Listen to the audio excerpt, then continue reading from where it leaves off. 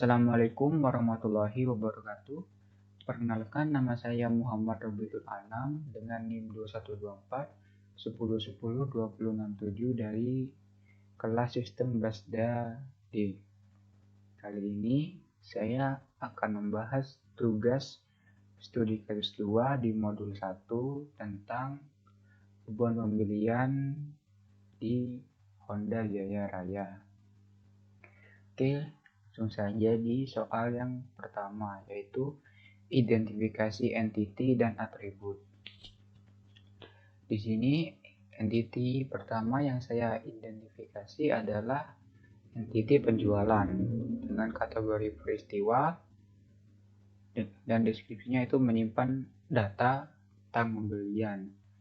Alasan dijadikan entiti ya karena data pembelian itu harus dicatat karena terkait dengan bisnis proses, dan data pembelian itu juga dapat digunakan untuk berbagai hal sehingga perlu dicatat. Iya, data pembelian kan memiliki banyak atribut-atribut yang penting itu sehingga perlu untuk dicatat. Atributnya di entiti penjualan yang pertama adalah nomor faktur. Ini digunakan sebagai primary key. Kemudian yang kedua adalah tanggal. Kemudian yang ketiga adalah ID barang, foreign key dari entity barang. Kemudian ada iconic ID. Ini juga foreign key dari entity mekanik. Kemudian jumlah pembelian per barang, ID pelanggan, foreign key dari entity pelanggan, dan ID diskon bukan entity dari diskon. ID diskon ini bersifat opsional. Oke, kemudian keterangan yaitu harga tidak perlu dimasukkan lagi karena dapat diturunkan dari entity barang, diambil dari kode part atau ID barang. Dan diskon itu perlu dicatat karena setiap hari diskonnya juga berbeda-beda. Kemudian harga total tidak perlu dicatat karena bisa diturunkan dari data lain. Oke, kemudian entity yang kedua adalah entity barang dengan kategori benda nyata dan digunakan untuk menyimpan data barang. Alasan dijadikan entity ya karena terkait dengan bisnis proses, dan barang itu juga sama-sama memiliki banyak atribut yang perlu disimpan. Ini yang pertama adalah atribut ID barang. ID barang sebagai primary key. Kemudian jumlah per barang, mandatory, nama barang, harga per barang, dan ID jenis barang. Di sini semuanya juga bersifat mandatory. Dengan ID jenis barang ini merupakan foreign key dari entity jenis barang. Sini jenis barang itu redundan, jenis barang itu bisa diturunkan dari kode part atau ID barang ya, dan akan lebih mudah diorganisir apabila dijadikan entity sendiri maksudnya. Kemudian nama entity. Kemudian entity berikutnya adalah entity mekanik dengan kategori benda nyata dan digunakan untuk menyimpan data tentang mekanik. Alasan dijadikan entity ya karena mekanik terkait dengan bisnis proses, dan mekanik itu memiliki atribut yang harus disimpan. Kemudian di sini atributnya adalah ID mekanik sebagai primary key dan nama mekanik sebagai secondary key, atau mungkin tidak usah ya karena atributnya cuma 2. Sini keterangan ID mekanik itu adalah ID virtual.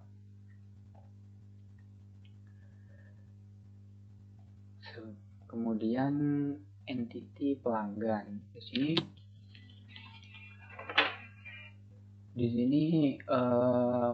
entity yang berikutnya adalah entity pelanggan dengan kategori benda nyata dan deskripsinya adalah untuk menyimpan data pelanggan.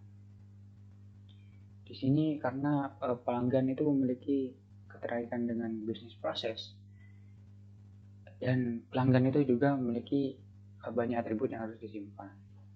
Itu alasannya kenapa dijadikan ID. Kemudian atributnya itu adalah yang pertama ID pelanggan sebagai primary key, kemudian nama pelanggan sebagai secondary key, kemudian nomor polisi, tahun, dan merek.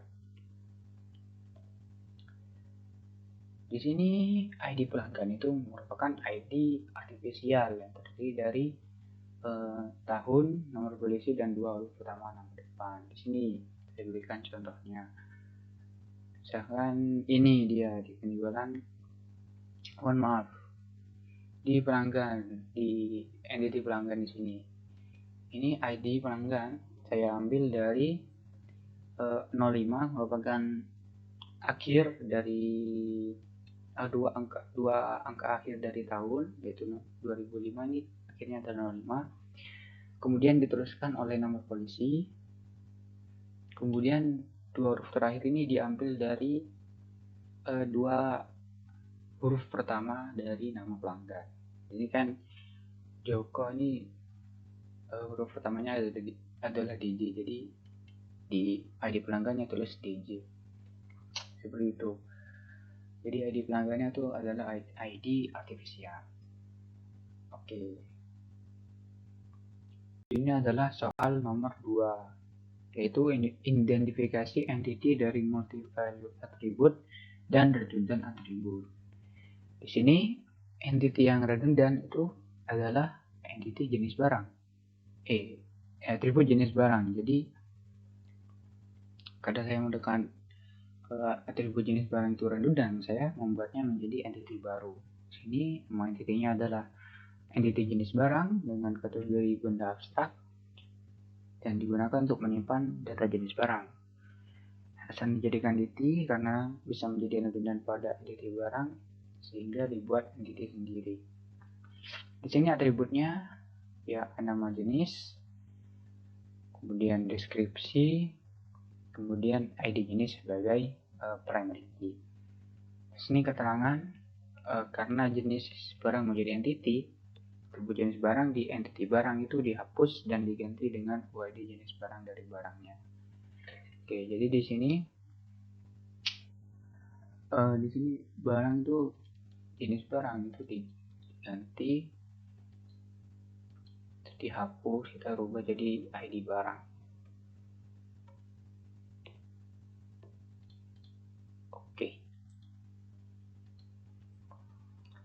Oke, di sini ID jenis barang itu merupakan ID artifisial. Kemudian selanjutnya adalah multi value attribute saya dapat dari diskon. Jadi nama entity diskon, kemudian kategorinya benda abstrak digunakan untuk menyimpan data jenis diskon. Saya menjadikan entity karena agar lebih mudah untuk memasukkan dan mengelola diskon. Oke, di sini karena itu biasanya kan diskon itu ada event-eventnya gitu, ada tanggal tertentu yang biasanya itu ada diskon apa tidak. Jadi lebih baik kalau diskon ini dijadikan entity sendiri. Oke, di sini yang pertama ada ID diskon sebagai primary key, kemudian nama diskon, potongan awal berlaku dan akhir berlaku, kemudian ID barang sebagai foreign key dari entity barang tadi.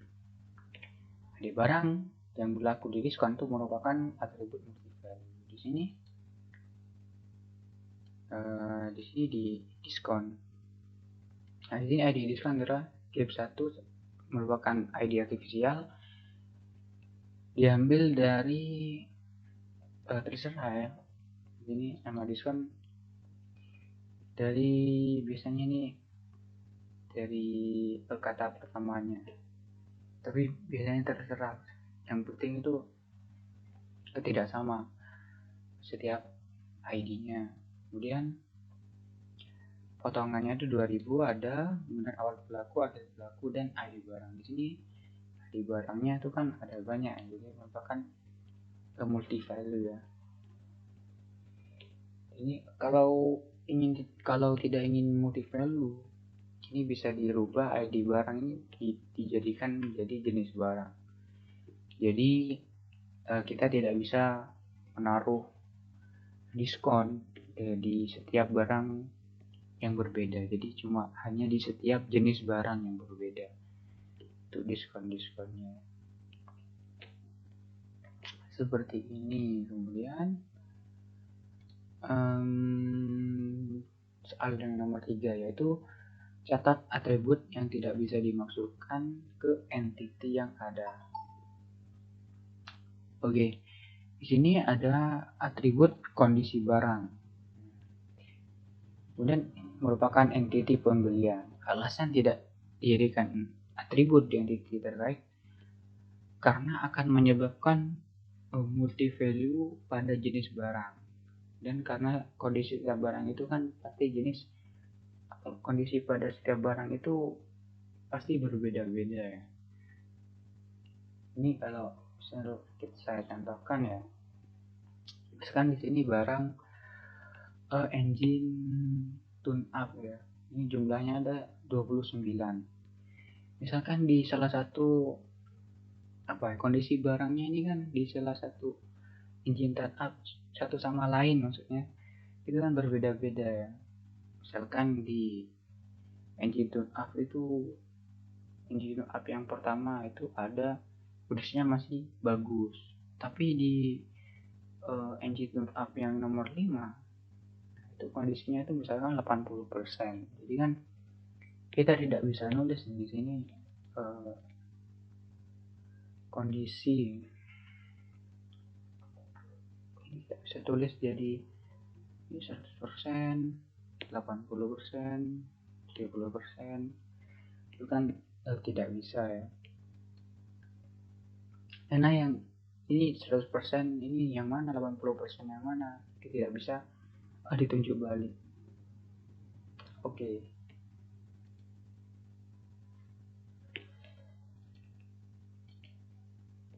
Kemudian yaitu soal nomor 4, penentuan primary UID dan secondary UID setiap entity. Di sini yang pertama dari penjualan, UID yang pertama itu adalah ID nomor faktur bersifat natural ya. Kemudian ini merupakan primary key. Kemudian entity barang itu ada 2. Yang pertama adalah ID barang sebagai primary key dan bersifat artifisial. Kemudian nama barang itu sifatnya natural dan merupakan secondary key. Kemudian entity pegawai itu ada ID pegawai yang sifatnya artifisial dan merupakan primary key. Kemudian ada jenis barang kemudian ada jenis barang ini ID jenis ini merupakan ID artifisial dan merupakan primary key. Kemudian nama jenis merupakan secondary key yang bersifat natural. Kemudian pelanggan merupakan ID misalnya di entity pelanggan tuh ada ID pelanggan yang sifatnya artifisial yang merupakan primary key. Kemudian ada nama pelanggan sifatnya natural dan merupakan secondary key. Kemudian di sini ada ID diskon sifatnya itu artifisial dan merupakan primary key. Kemudian nama diskon sifatnya natural dan merupakan secondary key. Oke. Di sini di ID di sini tadi kan sifatnya artifisial ya. Ini ID jenis barang, di sini saya bisa ambil terserah ya. Jadi inisial yang pertama ini seperti O1 oli mobil, ini nama jenis oli, misalkan ini O1 itu oli mobil, kemudian O2 itu oli motor dan seterusnya. Di sini jenis barang kan artifisial ya. Oke, yang nomor 5 adalah identifikasi relationship antar entity. Oke, relationship pertama itu antara pembelian dengan barang. Di sini di tabel pembelian, di entity pembelian dengan entity barang, hubungannya adalah many to one. Di mana di pembelian itu bisa terdapat banyak barang ya. Di sini karena ini pencatatan di pembelian itu perlu pencatatan dari barang, karena di entity pembelian itu ada ID code part atau ID barangnya di sini. Oke, hubungannya many to one. Kemudian di entity barang dengan jenis barang, tentu saja ini ada ya, karena jenis barang ini merupakan detail dari entity barang. Di sini hubungannya itu adalah many to one, dan hubungannya itu karena ya di barang itu kan bisa terdapat satu jenis barang itu bisa terdapat di banyak barang di entity barang. Oke. Di sini karena ya juga di barang itu kan ada ID jenis barang, jadi entity barang itu perlu pencatatan dari entity jenis barang. Jadi ada hubungannya. Kemudian di entity pegawai dengan entity pembelian. Di entity pegawai dan di entity pembelian, di sini hubungannya adalah many to one, karena karena pegawai itu bisa melayani banyak pembelian. ID. Oke. Di sini kemudian yang selanjutnya adalah ID pembelian dan ID entity pembelian dan entity pelanggan. Sudah ya. Kemudian di sini yang terakhir adalah entity diskon dengan entity barang. Oke. Entity diskon dengan entity barang ini hubungannya many to one ya, karena diskon itu bisa bisa memiliki banyak barang. Satu jenis diskon itu bisa memiliki banyak barang, jadi hubungannya adalah many to one, diskon dan barang. Sini kemudian selanjutnya itu ada lagi pembelian dengan diskon. Di sini ada ya. Kemudian di sini entity pembelian dengan entity diskon. Hubungannya opsional ya, karena di pembelian itu kan bisa jadi ada diskon yang berlaku, bisa iya bisa tidak, karena setiap diskon itu kan ada awal berlaku dan akhir berlaku. Oke.